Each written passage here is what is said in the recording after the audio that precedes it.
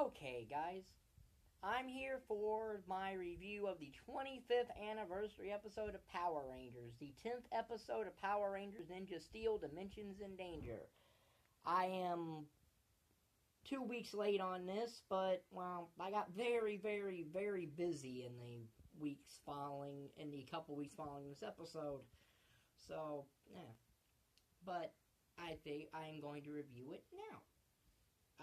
This is an odd anniversary in time that most anniversary episodes have aired in near the end of the season or were the last episode, like Legendary Battle. That was the last episode. Once a Ranger was in the middle of the season.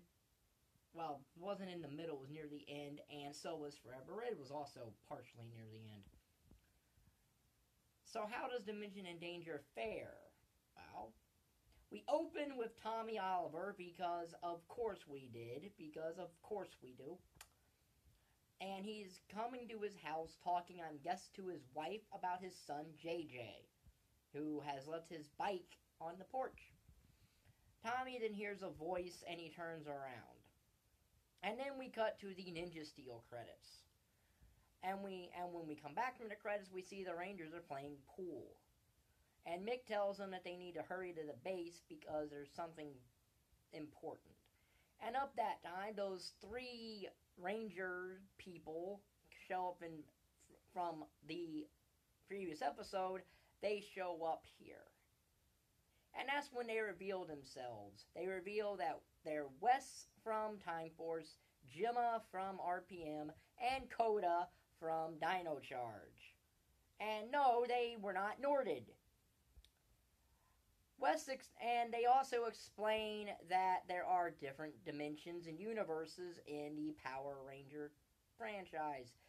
They basically explain that MMPR through Jungle Fury and Samurai Megaforce and Ninja Steel are one continuity. RPM is its own continuity of its own dimension, as is Dino Charge. Which Dino Charge, yes, Dino Charge needs to be its own thing because, well, the ending of Dino Charge kind of messes up MMPR and Dino Thunder. And RPM always took place in an alternate dimension.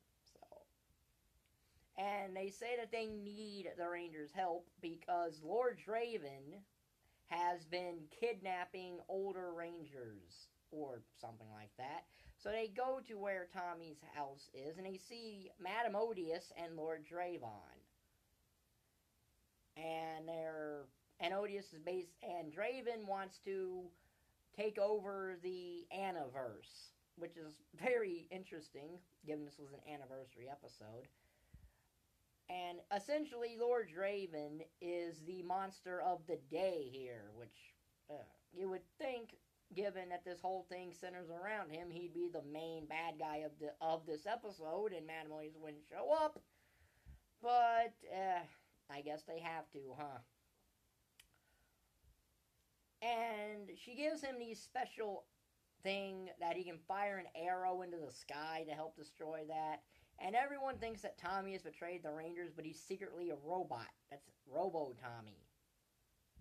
So they all follow Draven into the Aniverse with the portal guns, with the portal things that Time Force made. Now, how Wes got these things from Time Force, I don't know. Did they send them through time to him? Or, and for that matter, how did they send them to Gemma and Coda if they're in two separate universes? I don't know. Well, they explain that they can at least allow them to go through universes and dimensions. But how Wes got a hold of this is never explained. Power Rangers explaining a lot would be kind of like talking to a wall sometimes, because they're not going to explain a lot of stuff. So, in the Aniverse, we then are cut to Evil Tommy, and he's with the rest of the returning Rangers. Antonio, Gia, TJ, Kat, Rocky, Trent. And they're all there being roboticized, or at least having robot clones made of them. But one Ranger breaks out, and he fights off the entire guard. And then the guards, the Kudobots and all that, and Draven's forces, they surround Wes's group, and after the invisible stranger fights him off, it's revealed that invisible stranger is Tommy, who used his Dino Gem and of invisibility, and apparently also copied the Dino Gem of super speed. It's been a while since I saw Dino Thunder, so I don't remember who had that. I believe it might have been Ethan, or it might have been Connor. One of the two. Or even could have been Trent. I don't know. I know that it wasn't Tommy's, but it now is, because Tommy has new powers every time he shows up in this show. So basically, they all split up. Tommy sends the Ninja Steel Rangers to go find Draven's arrows, while Tommy, Wes, Jim, and Koda go free the other Rangers. Well, okay, specifically Tommy with the rest of them, and they all do that, and then the other Rangers, who, by the way, all got at least 2 lines of dialogue in this episode, so they were by far treated better than Legendary Battle. And they're all mentioning how they never thought they'd hear Draven's name again, despite the fact that we don't know how any of them know him in the first place. I'm very aware that a lot of this is taken from the Shattered Grid Boom comic series in the Power Ranger comics, but I haven't read that. I want to try to, but I haven't found a place where I can buy those yet. I haven't found a place around me where I can actually buy those comics. So I don't know much about this story arc other than it's about an evil Tommy Oliver who's going through the Power Ranger dimensions. I know that much. But anyway, the other returning Rangers leave, or the Legendary Rangers leave, and Tommy fights Evil Tommy, or Robo Tommy, who uses the Black Dino Thunder Ranger and morphs into, while Tommy uses his Master Morpher and morphs into Red Zeo Ranger, the White MMPR Ranger, and obviously his most iconic thing, given it was the first thing he did, the Green Ranger. And of course, Tommy beats Robo Tommy, and then rejoins everybody else. Now at this point, the Ninja Steel Rangers have located Draven, and through an accident, Draven blasts him into a wall in his hideout, and that's where his arrows happen to be. Because of course they're behind a wall. Power Ranger villains are always stupid, aren't they?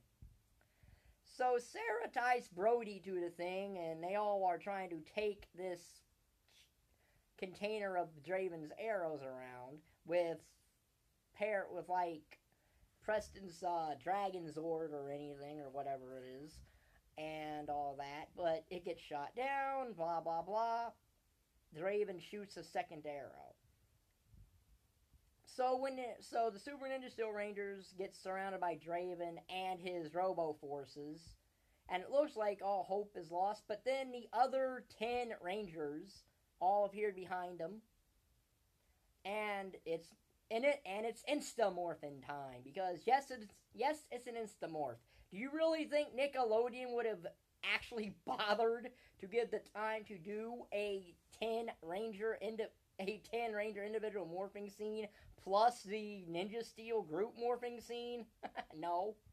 They didn't even let this episode be over half an hour, which it should have been. But anyway, the Instamorph happens. Rocky gets the "you're going down" thing because he is representing MMPR as the Red Ranger in this, thus it should go to him. And the Rangers, all of them, fight off their Robo duplicates, and they don't really do anything with Preston and Koda, which is a shame given that the two actors are actually real life brothers, and that would have been very interesting to do.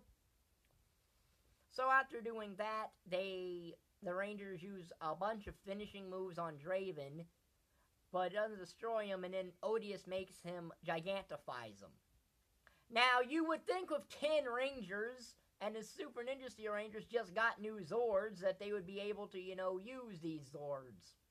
Apparently, Zords don't work in the Aniverse, because none of the Rangers apparently have their Zord, minus Tommy, who somehow miraculously brings out the Falcon Zord. And he intercepts Draven's third arrow, throws it back at him, and that destroys Draven. And then all the other Rangers part ways with themselves, with Rocky saying that the Super Ninja Steel Rangers are in a good position to protect the world. And then Brody leaves that was epic line. And compared to the okay, and that was Dimensions in Danger. Now, was it any good?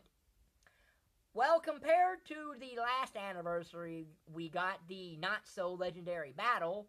Yes, this was better than that, but then again, this had effort. But then again, this actually had effort in it, whereas Legendary Battle didn't have anything except a season-long cameo fest that was entirely wasted. So where does it stand on the 4 anniversary specials, 10, 15, 20, and 25? Well, it's better than Legendary Battle and better than Once a Ranger, but it is not better than Forever Red, in my opinion. And Once a Ranger, I want to say that from a standpoint of it slightly, that Once a Ranger is slightly better than this, but I don't like how the Overdrive Rangers are in Once a Ranger, so it brings Once a Ranger down. If Once a Ranger was about the 5 that returned, I would actually put that a little bit higher. This is at least... Yeah, okay, the focus was mostly on Tommy, but technically it was more on Tommy, Westcoat, and Jimma. But at least every Ranger got at least a couple lines and all that. Much better than Legendary Battle. So yeah, I actually found this to be a very enjoyable anniversary episode. It is still not as good as Forever Red was, but it is better than at least Once a Ranger and Legendary Battle. And 25 years of Power Rangers. That is a milestone that is very, very, very, Power Rangers, 25 years, and 3 generations of children have grown up, have been watching this show. That is impressive for any TV show, let alone a kid show. So, there's been a Power Rangers at its ups and downs. It's been saved from cancellation twice. And it is still here on the air, going to go strong through at least 2021? So that'll put it at 23, at 30, at 27 years by then? Possibly 28? So, yeah. If Power Rangers gets to a 30th anniversary, I'm really interested to see what they'll do with that. Now, the biggest con of the episode was it needed more time. It should have either been a 2-part episode or a 1-hour-long episode. But given that the only thing Nick's ever going to give an hour of time to is SpongeBob, it's kind of what it is. Because at least Nick knows what its cash cow is. So yeah, that was my review of Power Rangers Super Ninja Steel Episode 10, Dimensions in Danger. I will be back in a couple days with the review of Episode 11, Love Stings. So this will be in the Power Rangers Super Ninja Steel review playlist. If you liked the video, like button down there, subscribe button down there, and thank you for watching. Bye.